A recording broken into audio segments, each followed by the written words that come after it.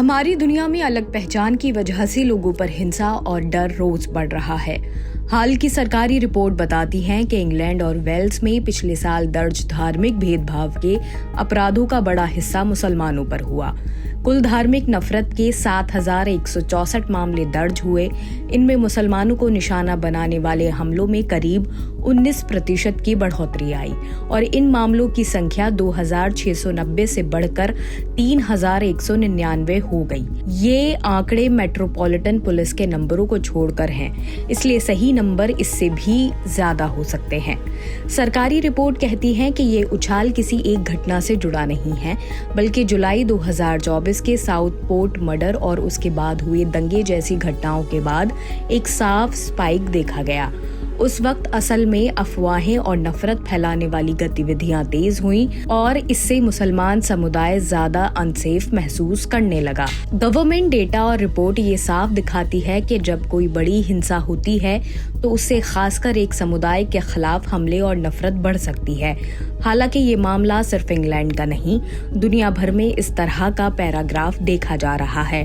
भारत भी इस फहरिस्त में शामिल है। भारत में भी हाल के सालों में अल्पसंख्यक विशेषकर मुस्लिम समुदाय के खिलाफ नफरत भरे बयान और हिंसा बढ़ने की रिपोर्ट आई है।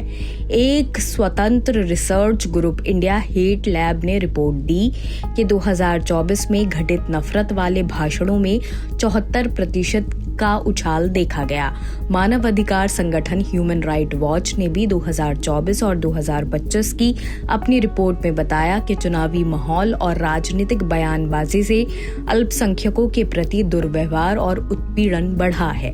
मीडिया और एनजीओ के ऑडिट में 2024 में झड़पें और भीड़ द्वारा किए गए हमलों के कई मामले दर्ज हुए, जिनमें मुसलमानों को निशाना बनाया गया। ये न केवल अकेले कागजी आंकड़े हैं, बल्कि जमीनी स्तर पर परिवारों और समुदाय के जीवन पर असर डालने वाले मामले हैं। ये समस्या केवल एक देश की नहीं है। अलग अलग देशों में मीडिया और मानवाधिकार संस्थाओं ने रिपोर्ट किया है कि युद्ध और राजनीतिक टकराव के साथ जीवन के छोटे बड़े विकल्पों पर भी अल्पसंख्यक समुदाय को टारगेट किया जा रहा है।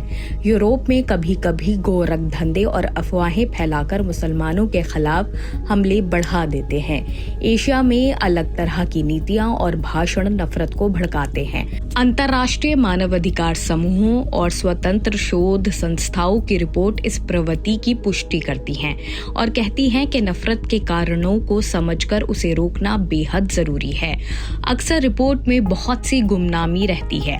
कई पीड़ित किसी घटना की रिपोर्ट नहीं करते। कुछ पुलिस रिकॉर्ड सिस्टम बदल जाते हैं, जिससे तुलनात्मक आंकड़े गायब दिखाई देते हैं। उदाहरण के तौर पर मैट पुलिस रिकॉर्ड अलग होने से कुछ समुदायों के खिलाफ होने वाले मामलों का बड़ा हिस्सा रिपोर्ट से बाहर रहता है।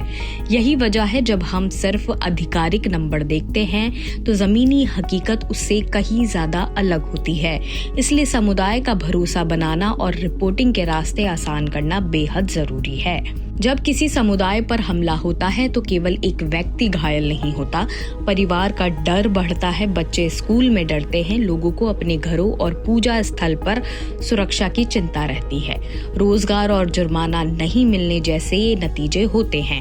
ये सिर्फ व्यक्तिगत चोट नहीं है, ये सामाजिक जख्म है जो पीढ़ियों तक चलता है।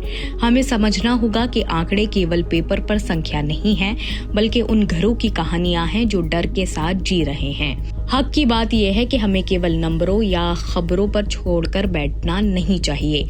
सरकार के रिकॉर्डिंग सुनिश्चित करनी चाहिए। पुलिस को धार्मिक और सामुदायिक जगहों की सुरक्षा बढ़ानी चाहिए। शिक्षा के जरिए नफरत रोकने की कोशिश करनी चाहिए। मीडिया को सतर्क और जिम्मेदार रिपोर्टिंग करनी चाहिए। समुदाय के बीच संवाद और मेल मिलाप बढ़ाना चाहिए ताकि अफवाहें फैलने से पहले सच सामने आ जाए। करोड़ों लोग मिलकर अगर छोटे छोटे कदम उठाएं तो नफरत की हवा को रोका जा सकता है। अगर आप देख रहे हैं या सुन रहे हैं कि किसी ग्रुप के खिलाफ नफरत फैलाई जा रही है तो आप चुप न रहें। सच जाने, भरोसेमंद स्रोत को पढ़ें और साझा करें। अगर आपकी जानकारी में कोई हमला हो या किसी को धमकी दी जाए तो उसे रिकॉर्ड कराएं या उसे रिपोर्ट कराएं।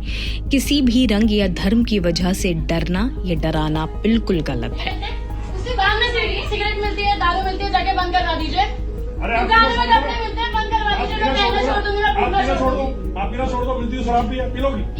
नहीं आगे मैं जॉब करती हूँ और नहीं अगर आपको बंद करवाना है तो सारी चीजें बंद करवाइए, ये बंद करवाइए, कुछ नहीं मिलेगा, कुछ नहीं मिलेगा।